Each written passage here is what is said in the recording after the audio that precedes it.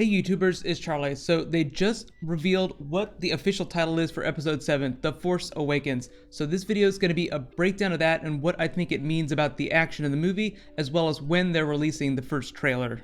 Hello to any new people too. If you're just finding me for the first time, I do weekly Star Wars videos, so be sure to subscribe to get everything, and please leave me all your requests for bonus videos. Starting off though with the most obvious things about the title. 1. It's about the Force, not just Jedi or Sith. Some of you might remember the EU novel, The Unifying Force. I do think that that's a little bit relevant, even though a lot of the EU got pushed to the side. It does a good job of explaining that there are two sides to the Force. There's the Sith, and then there's the Jedi. Good and evil just depends on your perspective. There are a lot of rumors about what Mark Hamill's going to be doing during the movie. They will be following up on the idea that he is the last of the Jedi. Obviously, The Force Awakens implies a lot of things. But the second big thing about the title, they dropped the episode. It's just Star Wars The Force Awakens. It's not episode 7, The Force Awakens. There's a whole lot of reasons why you drop numbers from a title, but let's talk about what The Force Awakens actually says about the movie. The biggest thing, a bunch of new characters are going to learn about the Force. Bad and good, Sith and Jedi. I know a lot of you have already also pointed out it's kind of funny that technically the Force is already awake, like it already exists. Luke Skywalker is going to be filling in like the Obi-Wan Kenobi figure in the movie, although there's going to be a bit of a twist on that. There haven't been overt spoilers or anything like that, and that's not what this video is going to be about, but since the movie is going to be something of a transition between the classic characters and the new cast of characters, like all the young characters they just cast, they're going to have to address the issue of Luke Skywalker being the last of the Jedi. So however they end up showing it, we're going to see a whole bunch of new characters discovering the Force. Luke Skywalker is just going to be the point of reference for all the characters in the movie. Tying it back to that novel, The Unifying Force, if you've read that novel, just think of Luke Skywalker as filling in the Jason Solo role. That's not exactly what they're doing, but thematically there will be some parallels.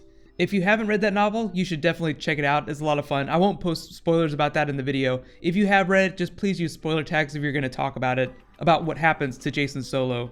Just to address the issue of transition between cast, yes, the original cast, the original Trinity is going to be in the movie, but they'll be passing the torch, so to speak. Remember that J.J. Abrams is directing the movie, and what is he famous for recently? Rebooting Star Trek. The Star Wars movies aren't going to be reboots, they're not rebooting Star Wars.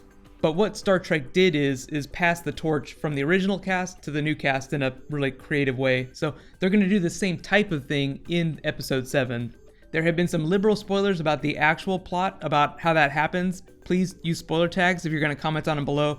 At the end of the day though, as these movies get on in the sequels, episode 8, episode 9, we'll see less of the original cast and we'll see the story focus more on the new people.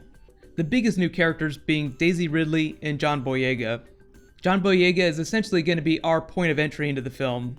That doesn't mean he's going to be the Luke Skywalker character, that's not what I'm trying to say. It just means that he's going to be like the new character to usher you into this new universe. He's going to be the point of transition, or one of the points of transition. I did just see Interstellar, so I'm thinking a lot about Stanley Kubrick's 2001 Space Odyssey. Force Awakening also implies that the Force has some sort of living consciousness. They could go Star Child route and do something like that. That's a little more abstract. I don't necessarily think that's going to be the case. I don't think the Force is going to speak itself. That sounds a little bit silly. It is a living organism, so I think part of the story is going to address that. Next big thing, when the hell is that trailer going to come? I know everyone wants to know, when are they going to post footage? Right now we know John Williams is scheduled to record new music just for the trailer, like with a big orchestra, on the 15th. That's next week. Once that's done, they can pretty much post the trailer anytime they want.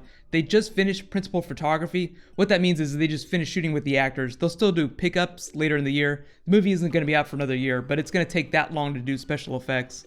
There are a couple really important Star Wars related dates coming up in the next couple of months that I think they will post footage for. Not for all of them, but at least for one of them. First is a year out from the movie. The movie is being released December 18th, 2015. So the week of Christmas, even if you don't celebrate Christmas, it's basically like the third weekend of December. Since pretty much all the Star Wars movies have been released in the spring, and this December release is like a first big change for them, they could just go ahead and post the first teaser a year out. The next date after that is Star Wars Celebration. They will definitely be airing footage of some kind at Star Wars Celebration. It's too big of an event for Disney to not do that. That's the second weekend in April. I do have a ticket. It's happening in Anaheim, so regardless of whatever they do, whatever information, whatever footage they post, I will be doing all kinds of videos for it, so don't worry about that if you can't make it. The third big date after that is the Age of Ultron release. That's the first weekend in May. That's basically like 2 weeks after Star Wars Celebration. So those 3 dates are the 3 most likely times that they could drop the first teaser. What I think is going to happen is they'll post a really short teaser, like less than a minute long, this December. It might just be a voiceover, it might be Luke Skywalker giving the Obi-Wan Kenobi speech over music. Typically teasers do not have a lot of footage from the actual movie. They don't tell you a lot about the story of the movie. It's just something to get people hooked. I think the first full trailer will debut at Star Wars Celebration. I think that'll be like 2.5 minutes, maybe 3 minutes. It'll have actual scenes from the movie, actual dialogue. I don't think that they'll officially post that till Age of Ultron though. I think they'll attach it to that movie. So if you go to Celebration, you'll probably get to see the first official trailer. That'll probably be exclusive to Star Wars Celebration. If you can't make it, you probably have to wait till Age of Ultron to see it. So the second option is they release the first trailer at Star Wars Celebration, then like a day after that they post it online, then they release a second trailer for Age of Ultron. I don't think they're gonna do that though. Typically there's about 2 months between really big trailers. Sometimes they'll release new footage once a month, but that's usually like really short clips, and that's only in the weeks before a release. So again, most likely scenario, we'll see a small teaser in December, then a full trailer at Star Wars Celebration. But now, what does everyone think that they're going to put in that first teaser trailer? I mentioned it before, but I just feel like giving Luke Skywalker the Obi-Wan Kenobi speech from episode 4 over some really mysterious original music, maybe a few landscape shots, would probably be the best thing they could do. The movie's all about the Force, so I just feel like it makes sense that they would use the speech about how the Force binds the galaxy together. Let me know though, what do you think? Regardless of when it drops, what do you think is going to be in that first teaser trailer? J.J. Abrams has really unusual creative ways of revealing information about his movies, like the cryptic Star Wars pictures addressing all the leaks. I have no doubt he's going to do the exact same thing whenever they get ready to post footage. Of all the things with all these new movies that I'm really looking forward to, it's just the prospect of all the different directors working on all the different films. There's like 30 different comic book films being released in the next 5 or 6 years. That might seem like a lot. Marvel is actually going to be up to 3 films per year by 2017. Star Wars is going to get to the point where they want to do 1 every year with the spin-off films. They basically have different directors for the main films and the spin-off films. Rian Johnson's actually taking over once they get to episode 8, even though J.J. Abrams is still going to be producer.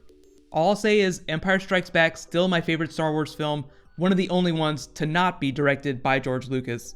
Regardless of what you think about episode 7, the guy that directed Brick and Looper is going to be doing episode 8 and writing it too. I'm a huge fan of his, I cannot wait to see what he turns out, so right now you should absolutely rewatch those movies.